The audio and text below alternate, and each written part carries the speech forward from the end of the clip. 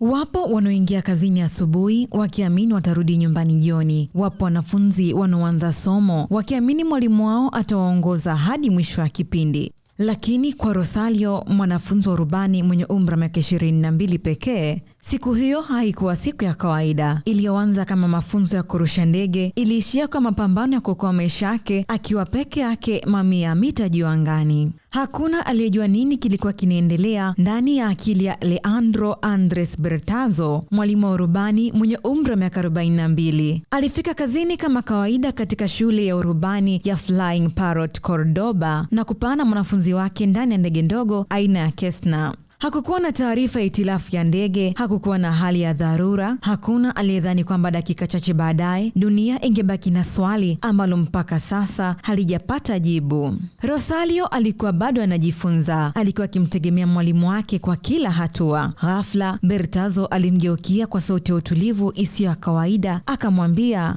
"Unajua unachopaswa kufanya. Endelea." Kwa Rosario, hayo yalionekana kama maelekezo ya kawaida ya mafunzo. Hakujua kwamba yalikuwa maneno ya mwisho kabisa kutoka kwa mwalimu wake. Kilichofuata kilikuwa cha kushangaza. Bertazo alianza kuvua vifaa vyake vya mawasiliano masikioni, akaweka simu yake pembeni, akafungua mkanda wa usalama na kusimama. Rosario aliendelea kumtazama akidhani labda alikuwa anakagua jambo fulani ndani ya ndege, lakini kila hatua aliyokuwa akiifanya ilionekana ya makusudi, kana kwamba tayari alikuwa ameshaamua alichotaka kufanya. Ndani ya sekunde chache, Bertazo aliushika mlango wa ndege. Upepo mkali ukaanza kuvuma ndani ya chombo hicho. Rosario bado hakuelewa kilichokuwa kinaendelea. Kabla hajapata nafasi ya kumuuliza ama kumzuia, mwalimu wake alijitupa nje ya ndege iliyokuwa bado inapaa angani. Kwa sekunde moja tu kila kitu kilibadilika. Kiti cha rubani kikabaki tupu. Hakukuwa na mtu wa kumwelekeza, hakukuwa na mtu wa kushika usukani pamoja naye. Kilichobaki ni sauti ya engine, upepo uliokuwa ukivuma kwa nguvu, na mwanafunzi aliyekuwa amebaki peke yake akitazama anga mbele yake.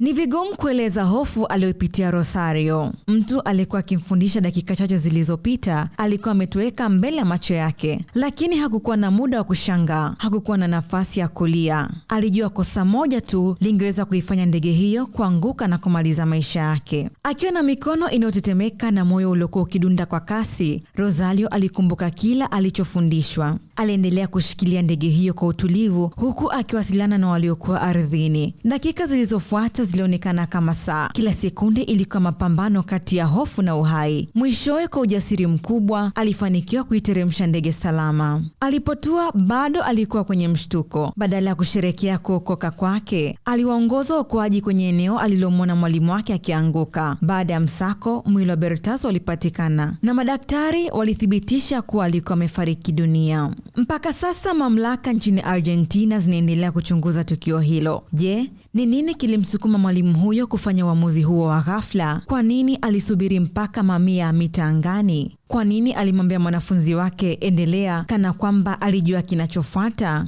Maswali haya bado hayajajibiwa, lakini jambo moja halitabadilika. Rosario alipanda ndege siku hiyo akiwa kama mwanafunzi aliyeenda kujifunza urubani, ambalo huenda likamfuata maisha yake yote. Na kwa wengi waliosikia simulizi hili, bado kuna swali moja linalozunguka akilini. Nini kilipita kwenye mawazo ya Leandro Andres Bertazo kabla hajafungua mlango wa ndege na kujitupa angani? Uchunguzi bado unaendelea, lakini hadi leo hii hakuna mwenye jibu la uhakika.